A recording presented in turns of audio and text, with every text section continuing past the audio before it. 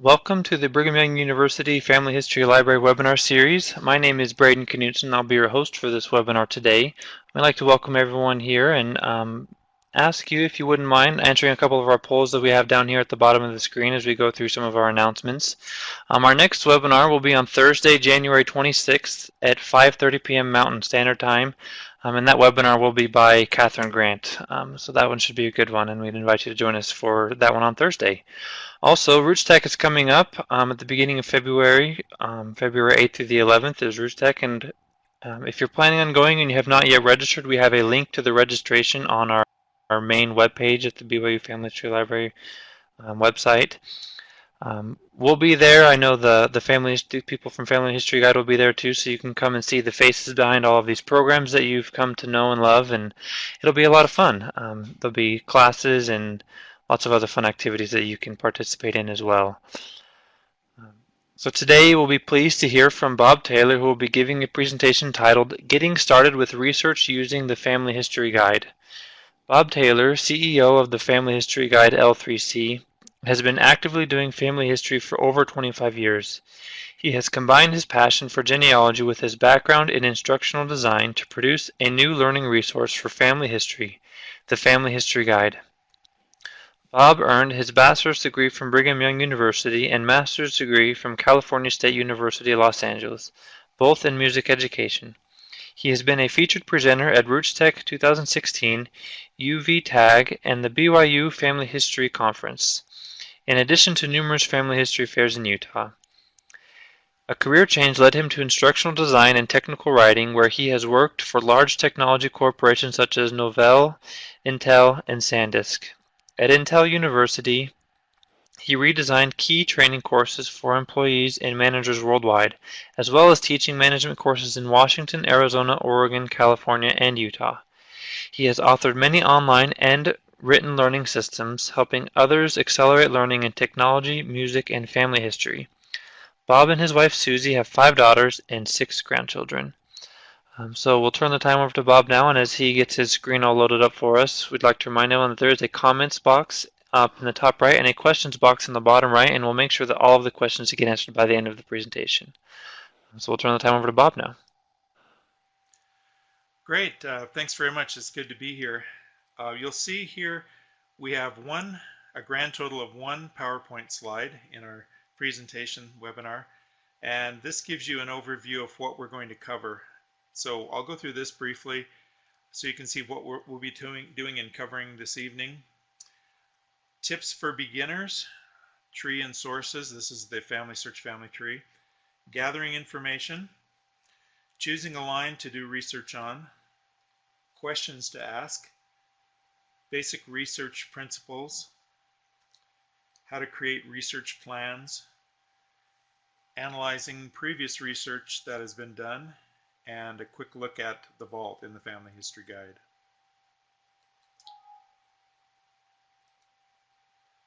Okay, this is the home page of the Family History Guide. Hopefully you're familiar with this. If you haven't visited the Family History Guide, this webinar will assume a few things that you should know, so you might want to take some time to explore the site afterwards.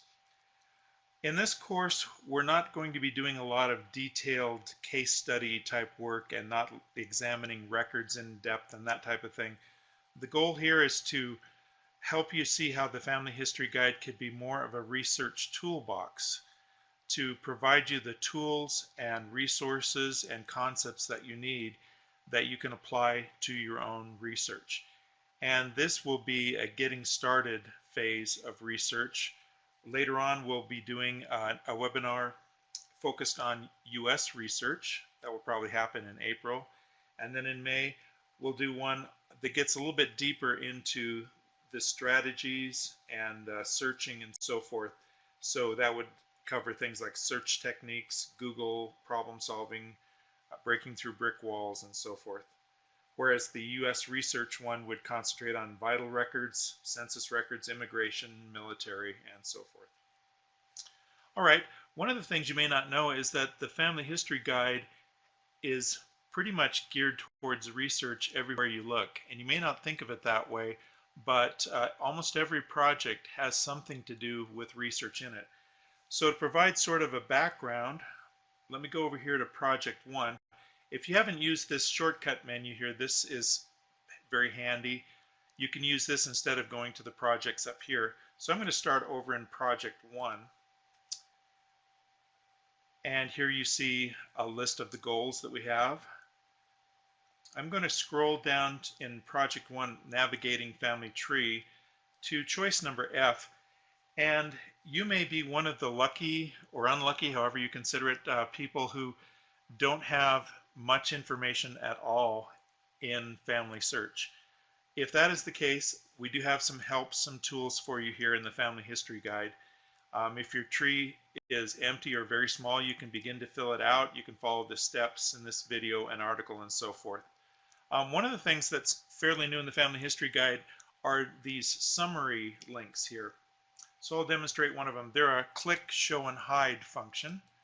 So I click this and immediately I have a brief summary of what is contained in this choice, and that can be helpful to distill the information down. Also a good tip for instructors, if you plan on teaching a course using the Family History Guide, here you have a ready list of learning objectives that you can share with your students. Okay, let's go to goal number 7, adding ancestors. This is something you'll need to know how to be able to do in Family Search Family Tree. So basically this goal takes you through choices that help you understand how to add missing ancestors, because hopefully with your research you will find lots of them. And you'll need to know how to add the information appropriately. Missing child, migrate information from other databases, and so forth. Goal 8, adding sources. We learn here how and why sources, how to add sources and why they may be important for your family history work. So I would definitely encourage you, if you haven't been using sources or you're not that familiar with them, to take some time and read through the articles and find out how you can use sourcing to represent your research more accurately. Going down to, so we'll go up here. All right, we're going to go to the next goal, and this is over in Memories, Project 2. And if we go to Goal 2, or let's start with Goal 1. This is about gathering your records and gathering records from other people. So first of all, let's look at the summary here. You want to work with your family members to gather and preserve memories. They may have records that you don't have, and it's important to really be up on which particular records you have that pertain to you, whether they be birth certificates, marriage, religious records, legal documents, and so forth.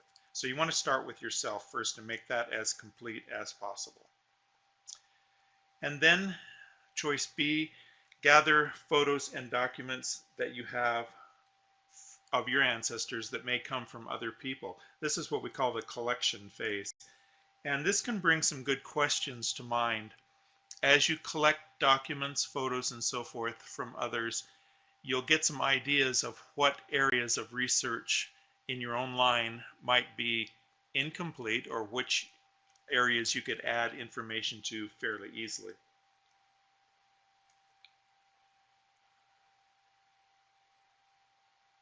Goal 3, interviewing living relatives. This is a very important one because the very well-known principle is when they're gone, they're really hard to talk to.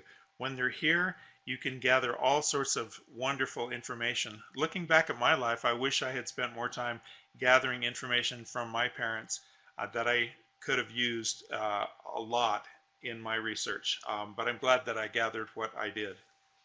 You'll notice over here on the side there is a link to Vault. So if we click that link, we immediately go to extra videos and articles that you can use for learning more about conducting interviews. And we'll click the back button here to go back.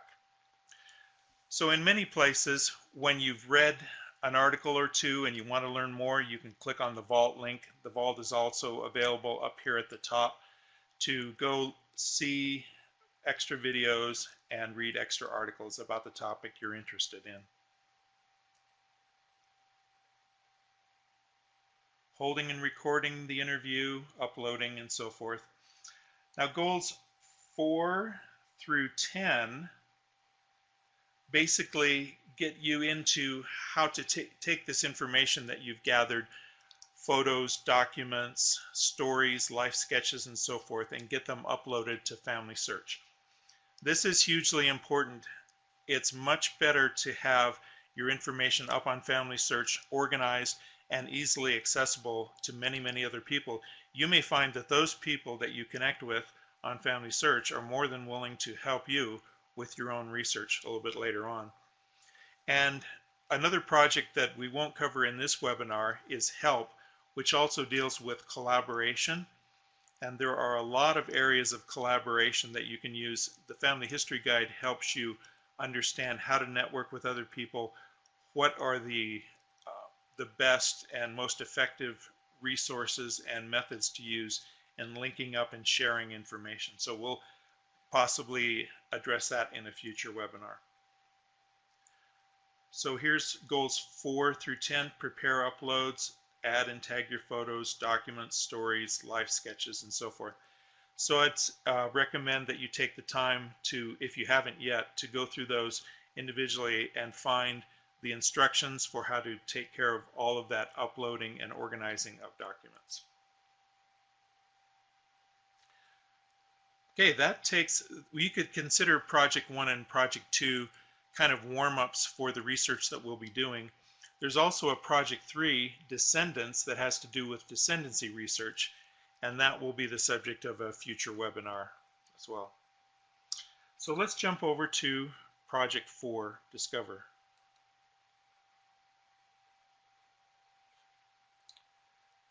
First of all, we want to get organized for research. Now there's many different methods and tacks that you could take in getting organized. I would recommend use the ones that work the best for you. There's research binders that you can use with tabs to organize and index what you're doing. There are to-do lists where you can check off this, that, and so forth to keep you organized. And whatever you do, you don't want to end up like this unfortunate lady in this picture here who is stacked over, overflowing with notes and documents and so forth. Fortunately, the information age has made that a lot easier to keep track of on our laptops, smartphones, tablets, and so forth. But there are some great principles that you can learn in these videos and articles about keeping organized. One thing I'd like to share, if we can pop back to project number 1, and we're going to go to custom, not custom charts, let's see, it's up a little bit higher here.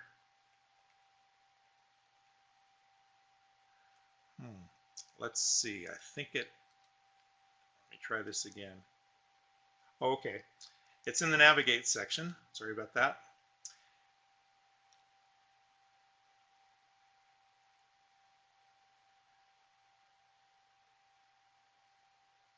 And let's see. Okay, I'm not finding what I was looking for here, but the point that I was trying to make is that there are some pre-selected charts and graphs that you can use. I will try to nail those down if I can find those for you. Some pre-selected, pre-printed charts that make it very easy to do your organization and so forth. And here they are. For some reason, I thought they were back in Project 1, but they're here in Project 4. So my apologies. In Goal 1, Choice E, use pre-printed charts to help you organize your research efforts. So we're going to go to the summary here. And the things that you can get with some of these pre-printed charts are tracking names of possible ancestors, tracking the resources you've already explored, summarizing the data you've researched, tracking your correspondence with others, and tracking sources for individuals and families. And these are all free. By the way, pretty much everything that the Family History Guide deals with are free resources. So we won't point you to something that makes you sign up for a subscription or pay a fee to download and that type of thing. These are all free. All right, let's go to the next goal, identify a line. This is your first task of really digging into research. You want to identify a line that has some missing information in your family where you can do some original research. Part of the keys there are found in this summary here. It says note steps 1, 2, and 5 here. So let's look at those. If possible, look for someone who was born after 1700 with a recorded spouse. So why are we making that type of a choice? Well, usually the people that are born after 1700 have a likelihood of having some records available. One of the toughest things is trying to search for an ancestor where the records are either non-existent or very limited. With a recorded spouse gives you another angle or aspect for doing your research, another leg up on the issue. Step 2, make note of missing names, dates, and locations in the records of these ancestors. So these are the things you want to key for. What is missing? And later on we'll show you how that type of missing information can drive some questions that you may want to ask. Number 5 is important. You don't want to get into the habit of just filling out a paternal pedigree. So I've got this person, then I'm going to find his father, and then I'm going to find that person's father, and so on and so forth. You want to try to find complete families wherever possible. Why? Well, number 1, that's the fair thing to do, but number 2, finding a complete family also can give you many clues about your ongoing research. It helps provide extra details, extra clues into where a family might have moved, and you may find individuals that you didn't know existed. Now choose a line that's interesting to you but not a brick wall. One of the things that I did early on in my research years ago was, at the suggestion of my mom, I tried our toughest line and I was stuck on it for years. And then I kind of figured out, no, I should try some other lines. And recently that tough line, with a little banging and some good genealogy detective work, that brick wall has crumbled quite a bit, and we found 3 more generations on it. And we were pretty happy about that. But it did take some time. If I had just stuck with that and banged my head against that wall, I probably would have given up family history research. The next one, form questions for each selected ancestor that will help drive your research. So it's not enough to say, well, I just want to extend my line. You need to ask specific questions. So ask questions you're most interested in. Why did an ancestor move? Are there missing children in a gap, a year gap or time gap on a family group record? And the article and video give you some pretty good tips on how to define your research questions. Asking the right question makes you think of the right questions, and that leads you in your research into areas where you're going to be more successful. Whereas asking a difficult or impossible question will pretty much guarantee that you're not going to succeed.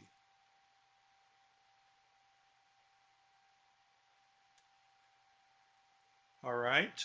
Find a record or Pozilla can be good ways to quickly identify end-of-line ancestors that you might want to start your research with. If you prefer that, rather than just navigating your family search tree and trying to find them that way. Surname research can be an interesting alternative, particularly if you have an interesting surname that's not quite that common. We won't go into surname research too much here, but be aware that it's available and it can be a useful research tool. All right, goal 3, form solid strategies to research your selected lines. Let's take a look at some principles of effective research here. All right, first bullet point, genealogy standards that we want to adhere to include HOLA, and for those of you that know Spanish, you'll know that that's hello, but it's a good acronym that helps you remember a few key points about the standards you want to follow. H means honesty with the data. So we don't want to kind of fudge our results, even though it may be tempting sometimes to show that we're related to someone famous or that we are that close to a breakthrough. Why not make it all the way? We have to be sure that we're being honest. If we don't know some information, we say that we don't know it. Openness to other possibilities. We should be willing to take examination from any and all sources. If someone questions the information that we have in our family line, rather than being defensive about it, we should basically welcome that as a chance to look at the data again. And sometimes some good things can happen from that. I remember growing up with the tradition that my family or my ancestors were Mayflower descendants. And I was pretty excited about that. So when I got into my family history, there was my Mayflower descendant, and I was pretty proud. And then one of my cousins sent me an email and said, you know what, I'm having some doubts about that line. And I was not amused. I thought, dude, don't be doing that. This is our Mayflower connection. Why are you trying to rock the boat? No pun intended. So anyway, he sent some research and some articles that he had read from other places, shared those with me, and by the time I read through what he had contributed and what he had said, I was pretty well convinced that it was a tradition not backed up by fact, and it was very likely not the case. So I was okay with cutting that tie. And the ironic thing is that later on, I did find another Mayflower connection that was well substantiated, so there we go. But it was important for me not to base my research on the incorrect information. Logical conclusions. Don't stretch the logic. Be aware of dates so that if it's stretching the truth that someone could be a child of someone else because of the years, take that into account. Also, be sure to attribute proper sources. We talked about sourcing before, also citing those sources so that people know where certain information came from, how you got that information yourself. This not only helps keep things honest, but it helps you remember what areas you've already tracked over and so forth. SPDLA, Southern Police Department of Los Angeles. I don't know, you can make up your own acronym. But basically, you want to have a S for short list of objectives. Don't pile up a long list that will overwhelm you. Try to get just a few objectives that you want to work on now. Process and evaluate the information that you find. This is important because sometimes we'll just find a piece of information, we'll throw it into our notes or post it on Family Search Family Tree without taking the time to process and evaluate it. If we think about the information we just found, that can lead to other clues and lead to other conclusions. It can open lines, close lines, whatever's necessary. And remember that if you find something that doesn't work, it's actually a positive because you've avoided the pitfall of building a tree or a branch on information that's not good. And it is not usually a pleasant thing to tear out an entire branch of your tree that you've put together because you really are not related to that person that you thought you were. D, don't fixate on finding a certain detail.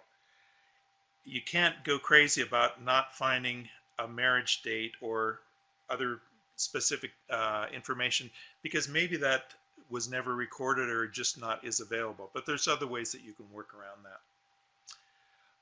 L, don't limit the record types that you search. There may be books, catalogs, paper records, as well as electronic records, census, vital records, military, immigration, the list goes on and on.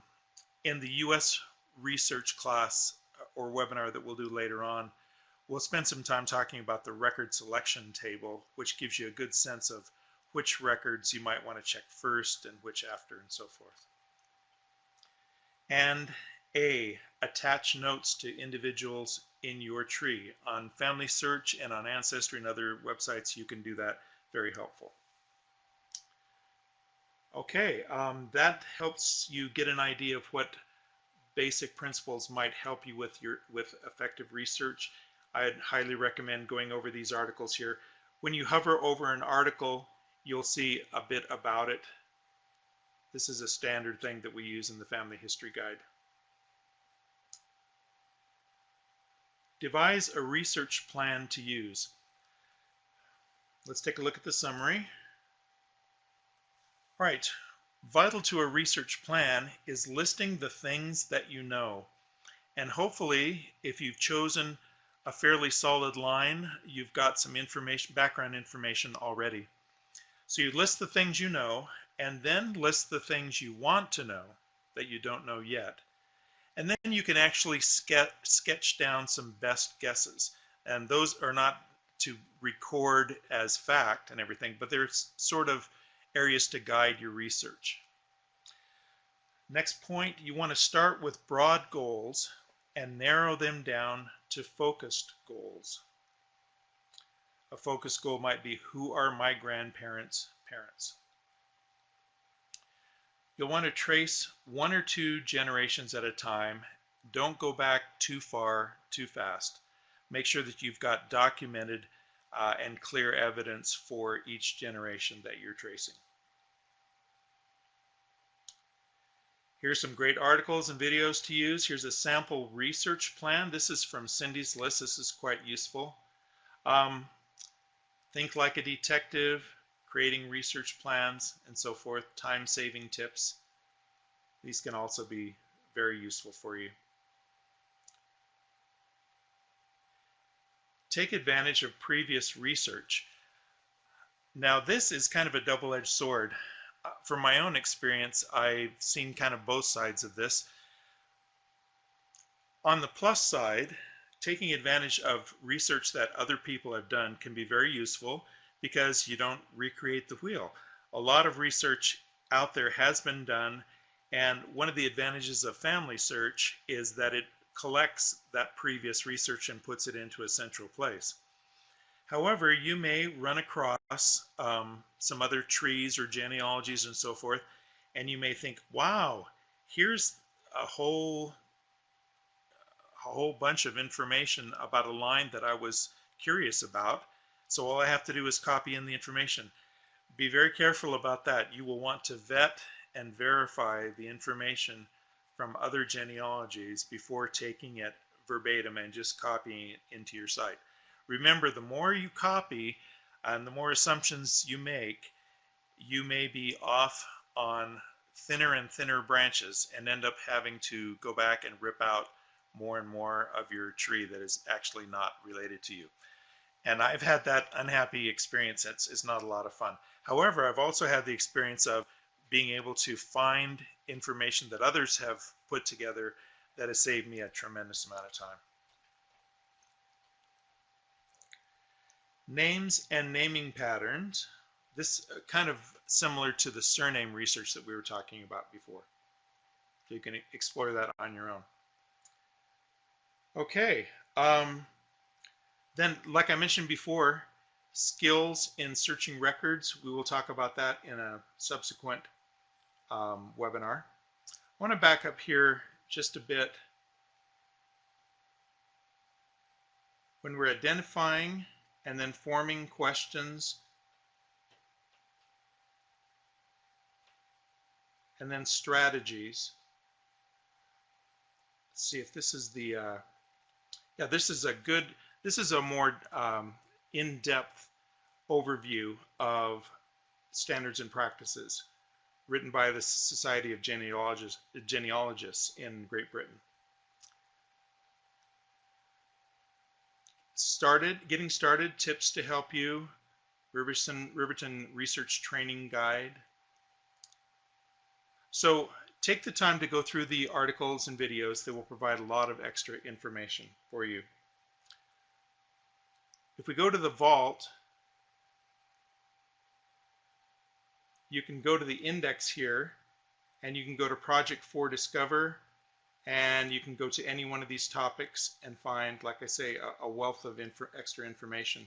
Starting, organizing your genealogy, notes and logs, strategies, basic strategies, next steps, how to deal with record types, searching, and so forth. Google searches, names and spelling, next steps, solving problems, and we'll cover this in a subsequent webinar. Okay, so I hope that has been of help to you. Like I mentioned before, the Family History Guide has a lot of information spread throughout all of these different projects here. And you notice Project 9, Countries and Ethnic, this is where we start extending through places, United States, the US states, British Isles, and so forth. So start with where you are. One of the tips that you'll want to do is work from where you are and then go into the past. It's tempting to want to start in a foreign country, but the best thing to do is start in the country that you're in or living in, and take each step towards your immigrant ancestor, not go the opposite side of the pond and work from your immigrant ancestor back to what you know here. Always work from the known to the unknown and stretching your family lines. Thanks very much for attending, and that's getting started with research with the Family History Guide. Remember that the Family History Guide is a giant toolbox, as it were. It's got tools and resources to help you do what you need to do and to help you get a good solid foothold in doing research, and especially to start off with correct principles so that you can be guided towards success. Thank you. Excellent. Well, thank you very much, Bob, for the wonderful presentation. Even for those that have been doing family history for a long time, it's good to look back at the basics and sometimes to get a fresh view of things. So that's good. If there are any questions, feel free to write those in now, and we can always come back to this page and he can go over a few more things for I would like to remind everyone that this webinar is being recorded, and that you can go to the link here at the bottom of the screen to find the recording. We will have it uploaded on Thursday, so you can come and watch that again. If you didn't get a chance to answer our polls here at the bottom of the screen, at the beginning of the presentation, let us go ahead and do that now. And also, we'd love to have your feedback for the presentation today and know what you thought, and help us improve our webinar series at all. If you have any topics that you want to hear about, feel free to write those into the feedback as well, and we'd love to do our best to get those into the circulation as well.